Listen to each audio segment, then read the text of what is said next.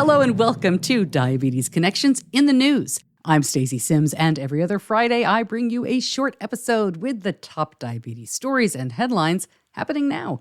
In the News is brought to you by Edgepark. Simplify your diabetes journey with Edgepark. Our top story this week, Dexcom-to-watch is live in the UK and Ireland. First announced in 2017, this is probably the feature most listeners have asked me to ask Dexcom about. It should be available in the US this year. And yes, this means direct from transmitter to watch. No phone needed to play middleman. It doesn't change that the transmitter will still send the signal to your phone, and it will also send it to your medical device. The G7 is the first CGM that can send its info to 3 separate devices.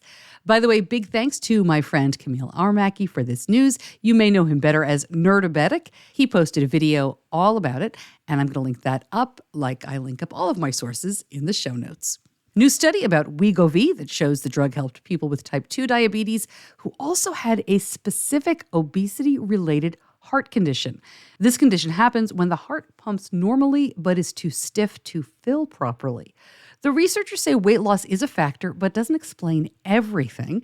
Wegovy was first approved in 2021 to treat obesity. Just last month, the FDA approved it to reduce the risk of cardiovascular death, heart attack, and stroke in obese and overweight adults with heart disease.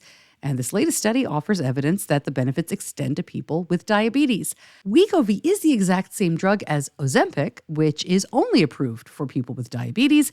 Worth noting, Novo Nordisk, who makes Ozempic and Wegovy, funded this study. Statins raise the risk for increased glucose levels and the development of type 2 diabetes, but the risks are outweighed by cardiovascular benefit, according to a new study. This was a big review of 23 trials involving more than 150,000 people. These researchers say as people at risk for cardiovascular outcomes are also at risk for type 2, any prescription of a statin should come along with strategies to prevent or delay diabetes. And they say these findings emphasize the importance of always being alert for harmful adverse effects, even with the most beneficial and successful preventive therapies. If you live with type 1, got a new study looking for participants. It's going to investigate a new medication to help avoid nighttime low blood sugars. The medication is only called ZT01 right now. It's an injectable that works by increasing the amount of glucagon that is naturally made in your body during hypoglycemia. In a small proof of concept trial, 90% of participants saw increased glucagon level after the treatment with no serious health events reported. I'm going to link this up, but you need to know you have to be between the ages of 18 and 75, have had type 1 for at least 5 years, a history of nighttime hypos, and A1C under 10, and if you use an AID system, you are not eligible. Interestingly, the company that's developing the drug wants it to be available for people with type 1 and insulin-dependent type 2 diabetes. They'll need to do more study in the future for people with type 2. A new sort of census about type 1 diabetes from the Johns Hopkins Bloomberg School of Public Health in Baltimore finds that nearly 4 in every 1,000 U.S. youths and 5 in every 1,000 U.S. adults reported having type 1 diabetes. This was between 2019 through 2022. The researchers say the results are consistent with the CDC's estimates, but it adds to research by providing more precise, up-to-date national estimates. And they also go through subgroups and subcategories. And I'm going to link that up if you'd like to see how it breaks out in terms of male versus female, Hispanic, Black, white, that kind of thing. No update or change on Novo Nordisk's decision to discontinue Levimir, the long-acting insulin. They are taken off the market. But interesting story here. Allison Smart has a daughter with type 1. She says nothing else on the market works as well for her. Smart has created the Alliance to Protect Insulin Choice, a volunteer organization. She's lobbying Congress. She's also reached out to Mark Cuban and his Cost Plus Pharmacy. Cuban says he'd be happy to partner with Novo to sell Levimir. Of course, there's no sign that Novo is interested in partnering with anybody, and so far, Cuban's Cost Plus Pharmacy doesn't sell insulin, but we will keep watching this one. Becton Dickinson, which you may know better as BD, says it has increased production of medical syringes in the United States. This is after the FDA recommended not using some China-made syringes as part of a quality probe.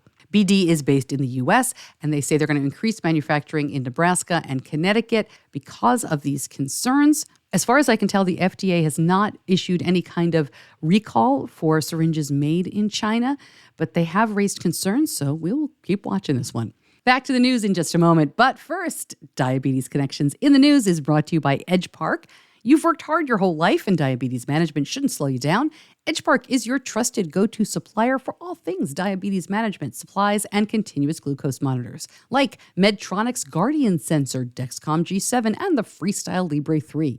Edgepark accepts most insurance plans, including select coverage for Medicare and Medicare Advantage plans. And Edgepark navigates insurance complexities for you and handles the paperwork. Go to diabetes-connections.com and click on the Edgepark logo to learn more about Edgepark's diabetes supplies. Back to the news right now, and another non-invasive CGM to talk about, but this one's a little bit different. BioLink has a wearable patch that uses an array of tiny electrochemical sensors to measure glucose levels from the intradermal space just below the surface of the skin. The company says they will complete U.S. clinical trials this year. How does it work? Not a lot of information, but you put it on your skin, they say the upper forearm, and, quote, the patch incorporates an intuitive display on the device, informing users when glucose levels stand within a target range and when they go beyond a healthy range. The company designed its sensors on a silicon chip for redundancy and reliability. And finally, I'm sure this isn't the first or only time it's happened, but a South Carolina man used ChatGPT to get the correct diabetes diagnosis. Cooper Myers had been diagnosed with type 1. His father, grandfather, and great-grandfather all had type 2. But they were all really lean, he says, almost underweight. Then in January 2023, Myers consulted the artificial intelligence program, ChatGPT, and asked, if my father is a skinny type 2, my grandfather is a skinny type 2, and I am a skinny type 2 with no antibodies, then could we have a different kind of diabetes? Don't get ahead of me. I know some of you already have figured this out, but ChatGPT came back with a list of diabetes conditions that were not the common type 1 or type 2, and a little bit about them. One was MODY, maturity onset diabetes of the young. It happens when there is a gene mutation through many generations, and it resembles type 1 or type 2. So Cooper Myers went to the doctor. He didn't say anything about ChatGPT. He just kind of pushed for another diagnosis, saying, could it be anything else? And he found out he has the gene mutation for MODY2, one of the 3 kinds of MODY. He did produce some insulin, but not enough. And MODY is treated very differently. We have done several episodes on this condition. Turns out Myers can take oral medications twice a day, a bit different from using an insulin pump 24/7. And that is it for In the News. 2 great episodes coming up next week on the Type 1 show. We are talking about the Twist.